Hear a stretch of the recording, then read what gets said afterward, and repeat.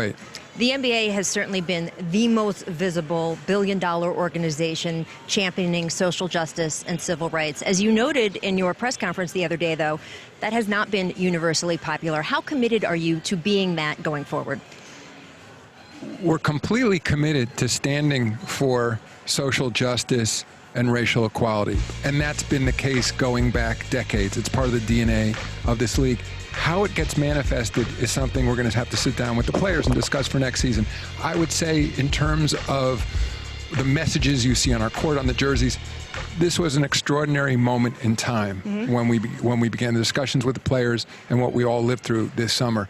My sense is there'll be somewhat a return to normalcy, that those messages will largely be left to be delivered off the floor. And I understand those people who are saying, I'm on your side, but I want to watch a basketball game. Hey y'all, so if you are not a member of my Patreon and would like to support my content, go ahead and click the link below and become a member today. All right, y'all, so let's go ahead and jump into this story. So there you just saw the NBA's Adam Silver talking about how the Black Lives Matter painted on the court side, the social justice, Black Lives Matter, I am a man, jerseys, okay, are now going to be pulled before going into the next season.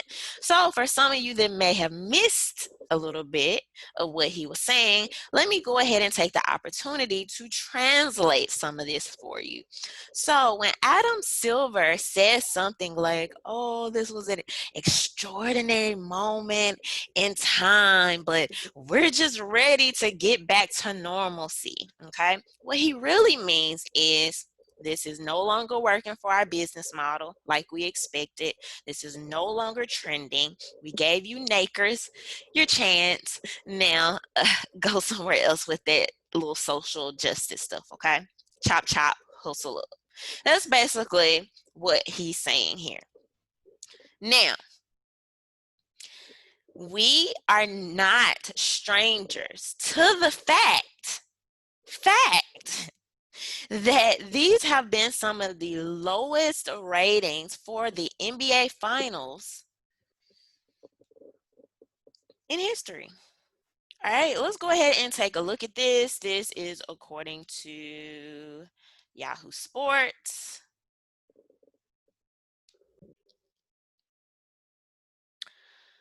NBA Finals ratings hit record low during Game 3. Okay, I'm going to skip down a little bit.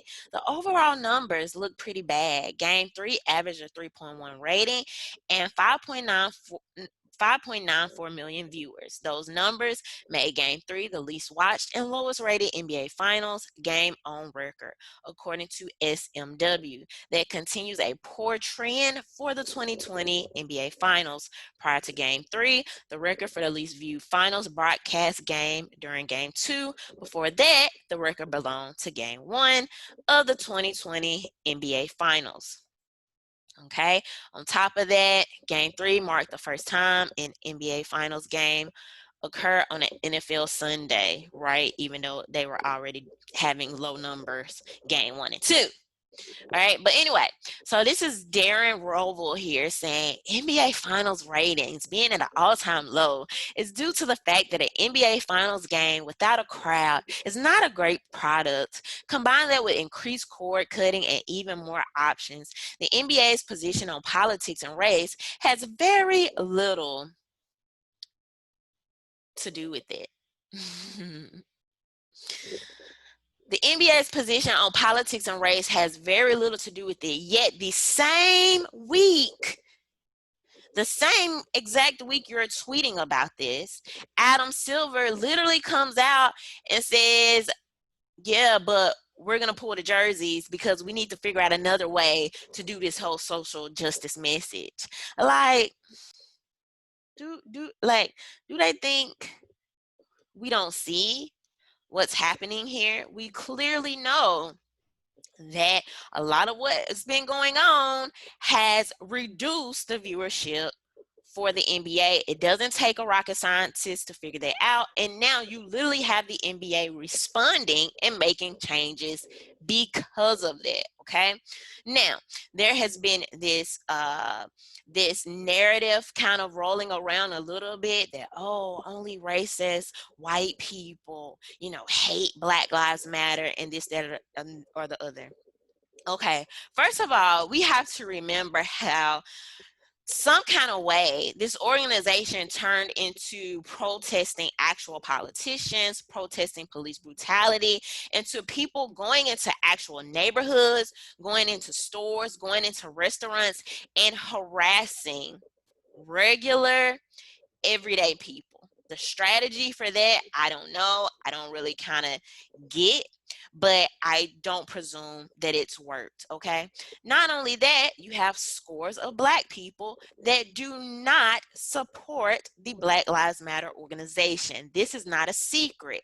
They have stopped supporting the organization or detached from the organization, so much so that Black Lives Matter was trying to revamp, okay, the organization, revamp their website by removing things like, oh, we don't support, we're against the Western prescribed nuclear family, right? And so a lot of people weren't cool with that. A lot of people have given a pushback about that. And then Black Lives Matter responded. Not only that, in these local communities, you've had local business owners, regular, everyday, middle income, middle class people, okay, who have given to these communities, started businesses, supported the Black Lives Matter movement. Some of them have participated in protests. Some of them have freaking painted Black Lives Matter over the head of their doorpost like the Passover, and still got their buildings burnt down.